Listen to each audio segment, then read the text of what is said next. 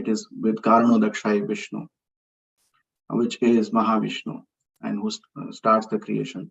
So what happens? The controlling deities of all these elements, the demigods, offered prayers to the Lord. We discussed one of the prayers last time when we had our discussion. So in 3.6 in this chapter, Maitreya describes how Lord, that is Karanodakshai Vishnu, responds to those prayers by entering into the universe as Garbhodakshai Vishnu and manifesting the Virata Rupa, or the universal form. So that is being discussed in this chapter. So from verse number 1 to 10, so there is a development of the gigantic universal form of the Lord being discussed. From 11 to 26, there is the discussion of the manifestation of different demigods from the universal form. It has been discussed. And from 27 to 34, there is a discussion of development of planets, living entities, and varnas, how that has been developed. And this verse comes in the fourth section, where Maitreya Muni felt unworthy to describe the glories, unlimited glories of the Lord. So he starts with verse number 35 that was discussed last week. No one can estimate the Virat Rupa's potency. Last week, I think, is 36, which is, in spite of my inability, I want to glorify Hari. So in continuation, this verse describes that Krishna Katha is the highest perfection of humanity. So how it is, let's recite this verse and then we'll discuss more on this verse. So let's recite. Ekantalabham vachaso nupumsam. Ekantalabham vachaso nupumsam. Shlokamaulair gunavadamahu. Shlokamaulair gunavadamahu.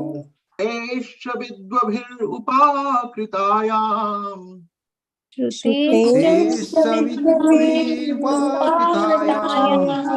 Katha sudhayam upasamprayogam.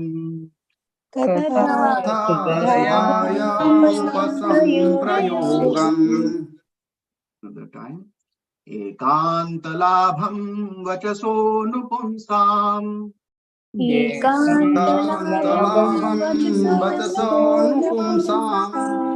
Shlokamaulair gunavadamahu. Krutescha vidvabhir upakritayam.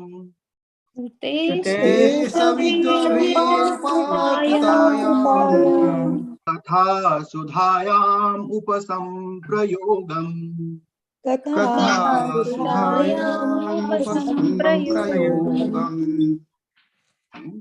Ekantalabham vachaso nupumsam.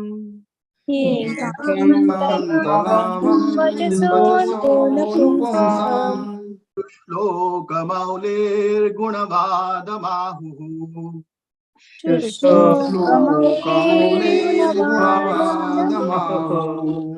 Krutescha vidvabhir upakritayam.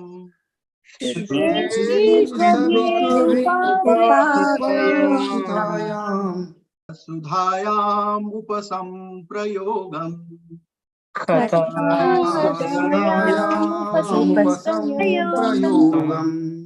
All three voluntary recitations, please. Hare Krishna, Prabhu. Hare Krishna, Mataji, please. Ekantalabham vachaso nupumsam.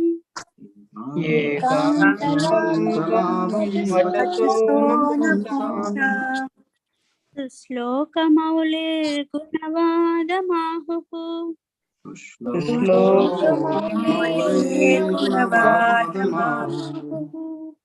Shrutescha vidvabhir upakritayam.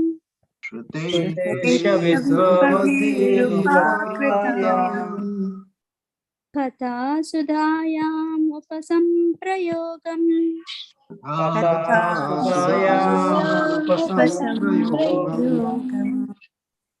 Thank you, Prabhu. Thank you. Hare Krishna, Prabhu. Hare Krishna, Mataji, please. एकान्तलाभं वचसो न पुंसाम् एकान्तलाभं वचसो न पुंसाम् शुश्लोकमौलेर्गुणवादमाहुः शुश्लोकमौलेर्गुणवादमाहुः श्रुतेश्च विद्वभिरुपाकृतायाम् श्रुतेश्च विद्वद्भिरुपाकृतायाम् कथासुधायामुपसम्प्रयोगम् कथासुधायामुपसंप्रयोगम्. Thank you, Prabhu. Hare Krishna. Hare Krishna. The third one, who is voluntarily going to. Hare Krishna, Prabhu. Hare Krishna, Prabhu. Please. एकान्तलाभं वचसो न पुंसाम् एकान्तलाभं वचसो न पुंसाम् शुश्लोकमौलेर्गुणवादमाहुः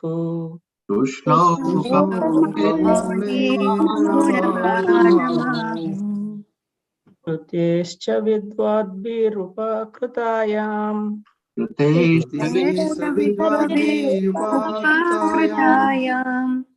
कदा सदायामुपसंप्रयोगम् Hare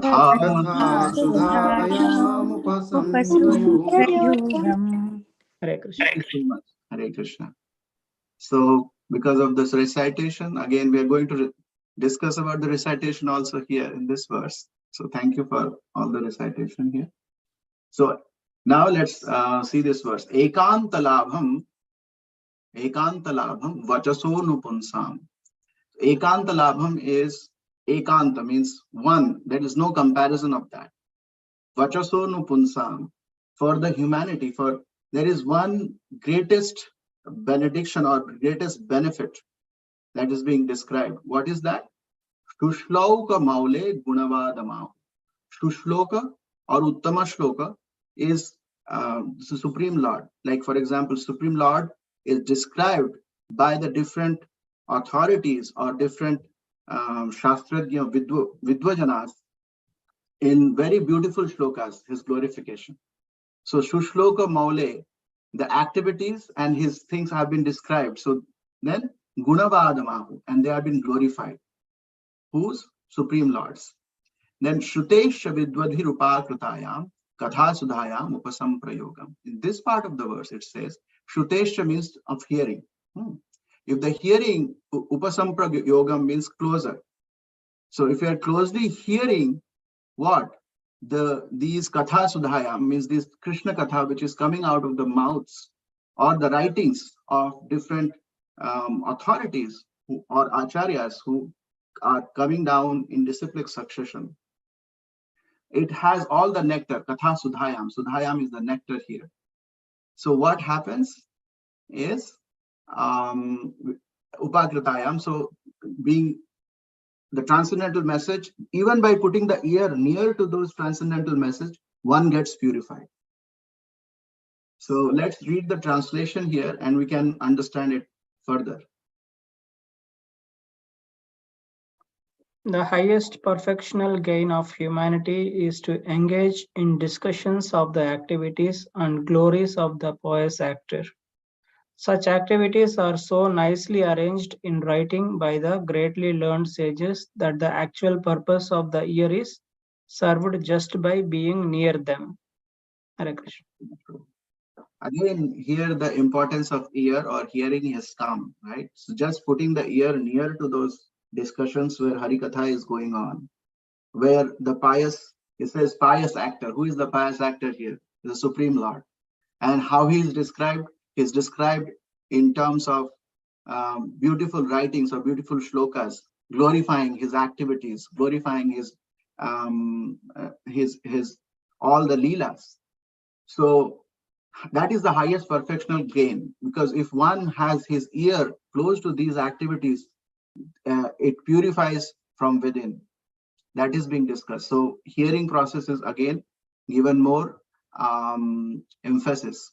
So when we hear in association of devotees, and specifically associating with Raganuga devotees like Srila Prabhupada, who has given this purport, and also devotees like Shukadeva Goswami, Maitreya Muni, Vidura, and their samvad, that is so much purifying, because they are speaking from this realization that they have done by performing devotional activities themselves, having that elevated stage of devotion. They can give those jewels to us, and we, by hearing what will happen, all different material impurities that we have, the hankerings for different desires we have in this material world, becomes loosened, and then our focus becomes more towards hearing the glories of the Lord, and our attachment to those desires that we have in the material context of life becomes loose, and attachment to the Supreme Personality of Godhead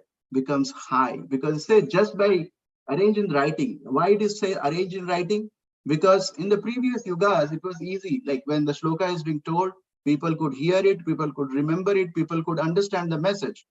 But now it has to be written, so that Srila Vyasadeva had written it so that we all could take the nectar out of it, because our minds and our energies are not so strong to encompass, to understand all these activities. So that's why they are so nicely arranged. By taking, just by putting an ear there, if somebody is reading, we are getting all the blessings. So let's read the purport.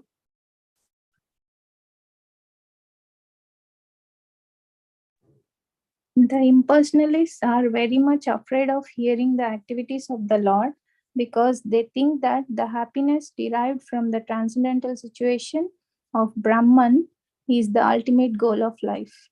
They think that anyone's activity, even that of personality of Godhead, is mundane.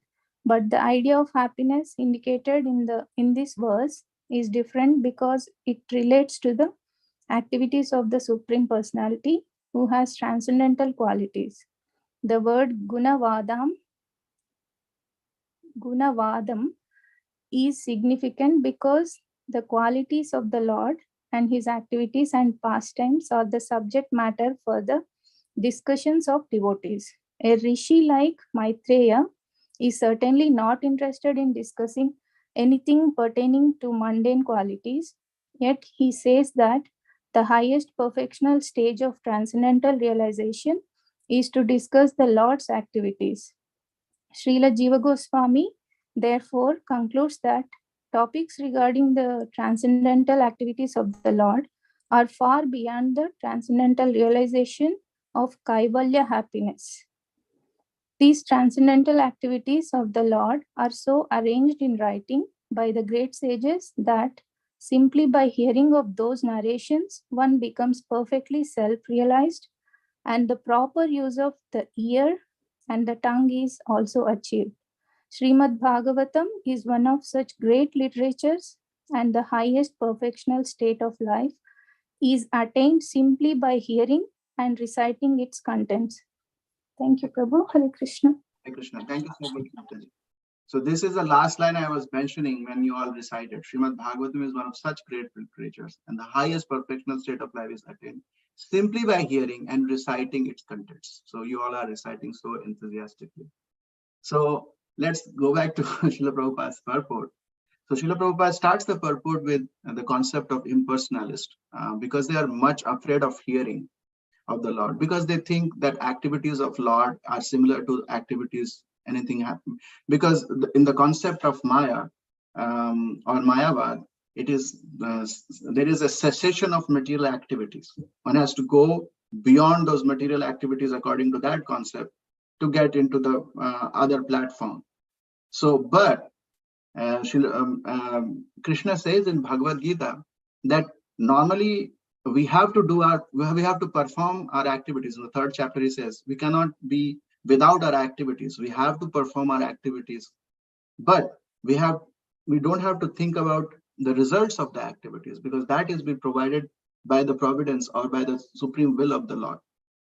But we have some control of performing the activities, so we should perform our activities. That is, there are three different concepts of karma. There was karma, there is vikarma, and there is akarma. So like vikarma is something which is not advised to be done in the scriptures. Karma is something which is advised to be done according to the scriptural injunctions. And akarma is something, everything that is being done dovetailed to the Supreme Lord, or dovetailed to devotional service, so that all those karma had no reactions with it. So normally every action has a reaction, as you have heard in physics principle, is like every karma that we do has a activity, which the reaction which is linked. So there is a thread which goes from the karma to the reaction, like the action to the reaction. That thread is always there.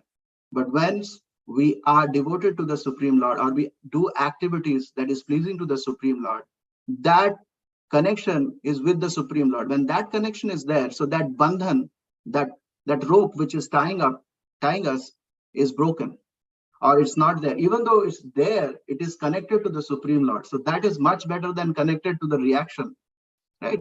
Connecting to Supreme Lord is much better than connecting to a reaction, which would definitely come. So that's why that is called as akarma. Even though you are doing karma, but still it is not considered as karma, according to the strict definition of the term. So why I was mentioning there, this was because this impersonalists think that these activities are not necessary. And they think that anyone's activity, even that of personality of Godhead activity, is mundane. So they think everything is material, is Maya, and anything material is Maya, and it does not exist. So that is Mayavad there. But the idea of happiness indicated in this verse is different, because it relates to the activities of the Supreme Personality of Godhead. What happiness it is discussed here? Katha Sudhayam here, Ekanta Labham. So this particular happiness that is being Sushloka, okay, Gunavadamahu. By hearing, there is like the happiness which is being generated. So this happiness is discussed here is different because it relates to the activities of the Supreme Personality of Godhead. His activity is glorious, as Bhagavad Gita says.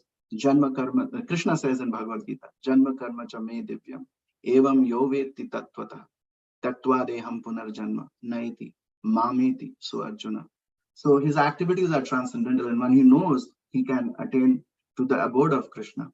And Gunavadam is significant, as Srila Prabhupada says here, because the qualities of Lord and his activities are subject matter of discussion of devotees. They want to always discuss that. And very aptly, Srila Prabhupada says here about this, a rishi like Maitreya is certainly not interested in discussing anything pertaining to mundane active qualities or activities. Yet he says the highest perfectional stage of transcendental realization is discussed on. So that is the highest stage, he says. And this, as we're discussing these verses, he's saying that I am not able to describe the glories of the Lord. And he is describing this. The perfect realization will come by hearing about the Supreme Lord. And where do Maitreya Rishi got that information from? He got from Krishna himself in the Prabhasha Kshetra when Uddhava was there. Uddhava Gita was being told to Uddhava by Sri Krishna, and he happened to be there, and he also listened to it. So these activities are being discussed. And then Srila Jiva Goswami, Srila Prabhupada quotes Srila Jiva Goswami saying, therefore, the topics regarding the transcendental activities of the Lord are far beyond the transcendental. So there are two different. So this Kaivalya happiness is Brahmananda, which is being told, in the sense that this is when one person gets liberated, he go to this Brahma platform. And then there is a Paramatma, and then there is Bhagavan, the three steps of realization of Supreme Lord. So this happiness is Kaivalya, is when one goes out of he controls. Actually, what happens? There is Dharma, Artha, Kama, and Moksha. So while Dharma and Artha is very clearly visible, and Kama is something one's desire, when those all things are purified, those people who are in that Mayavad concept, they think that we have to go beyond it because this is not giving any happiness. So they go beyond it and they get that happiness, which is in the moksha, platform. So with that because it's the moksha platform, that's why it says transcendental realization of kaivalya, just one type of happiness. But that happiness is not very relishable, because there is no one to reciprocate with. It is just like in kind of inert space. There is no variegatedness.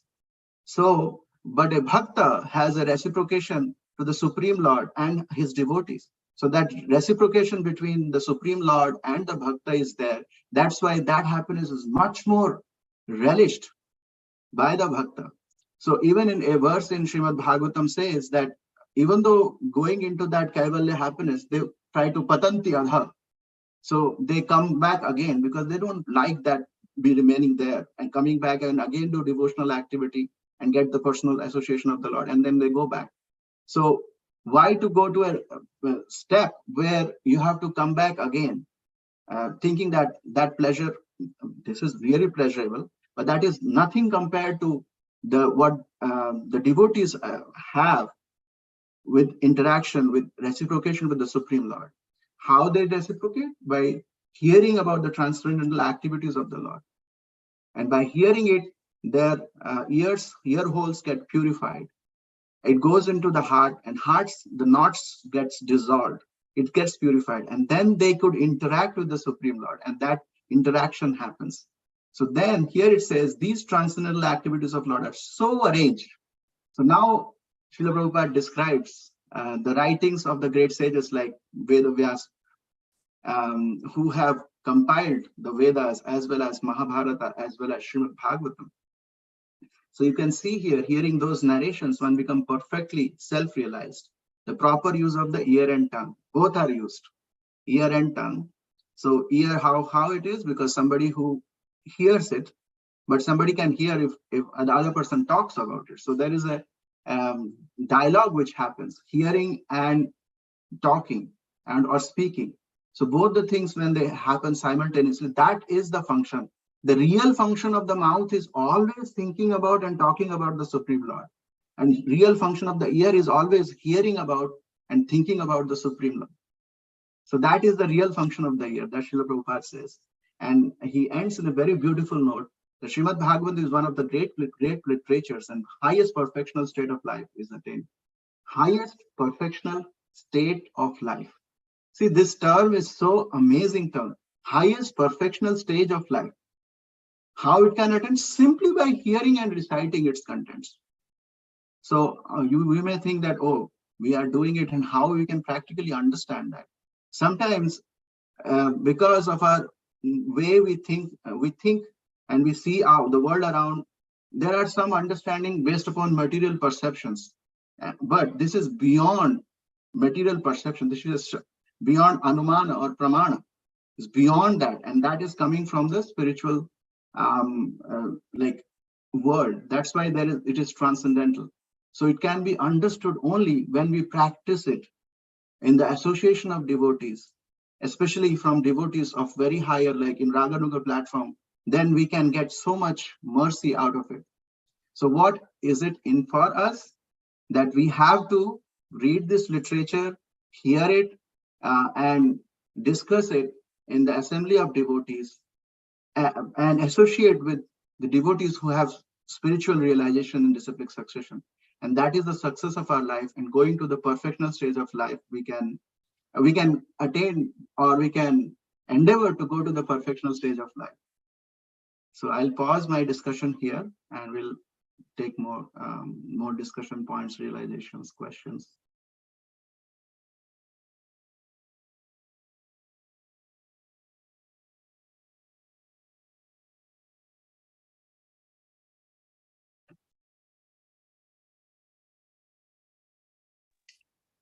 Hare Krishna Prabhu, my pranams to you and to all the devotees here. Thank you Prabhu. I was looking at this verse and I was checking myself. Where do I stand? Because नाम के वास्ते तो yes, मैं devotee हूँ. लेकिन what is my default thinking here when I'm hearing Srimad Bhagavatam or doing Harinam? If I am thinking yeah, if I chant now, then I will get some happiness.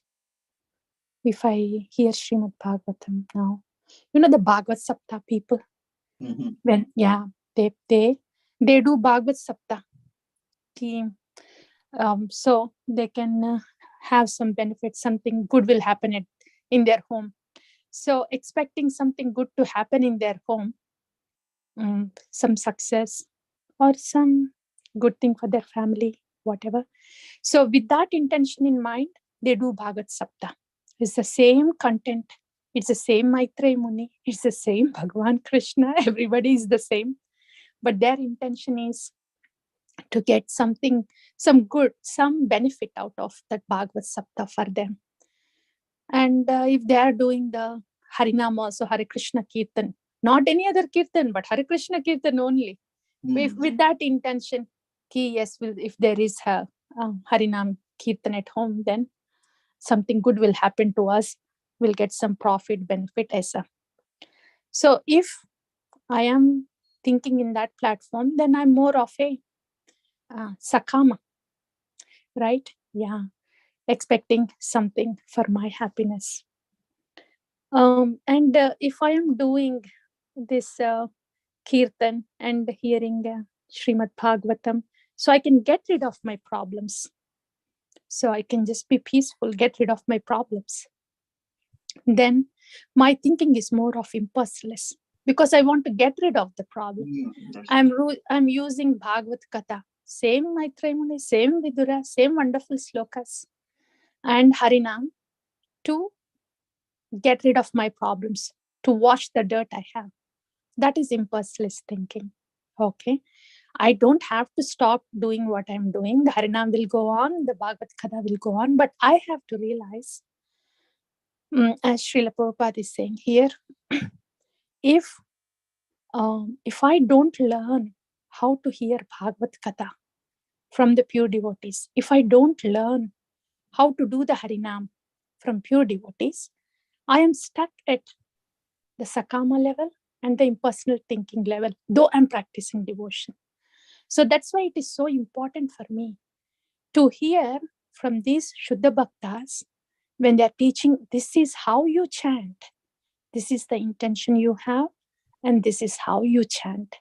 So that part I need to pay attention. Otherwise, I will get stuck. The same thing I may be doing for years. Doesn't mean that I should stop doing, I should do, but I should pay special attention to कि कैसे करना है. How is that instruction coming? How should I hear Bhagavatam? How should I do Harinam? Then I'm slowly taken to actual bhakti platform. Until then, I may be doing devotion, but with the sincere attempts are there and the focus on the instructions of these acharyas. When that is there, then we are slowly pulled from the sakama, from the impulseless thinking to the higher thinking, where it doesn't matter if the difficulties are there or not. That's why it is said that the liberation is guaranteed when we go on pure devotion. And whatever happiness we get is much more than acquiring a thing in life. So it's even more greater than the Sakama thinking. So it's like getting $100 bill if we hear to the pure devotees of how exactly to hear Katha and do the Harinam. Then the $5 and the $50 will automatically happen. Sakama and impersonal. So my attention should be, मैं कर रही हूँ devotion, but I just have to pay attention to do it nicely. Doing it anyway, लेकिन ठीक तरह से. However it is instructed, if I do it nicely, then I will be able to get the $100 bill. Right, Prabha. Thank you. Thank you so much, Mataji. This is wonderful. Any other realizations or take home questions?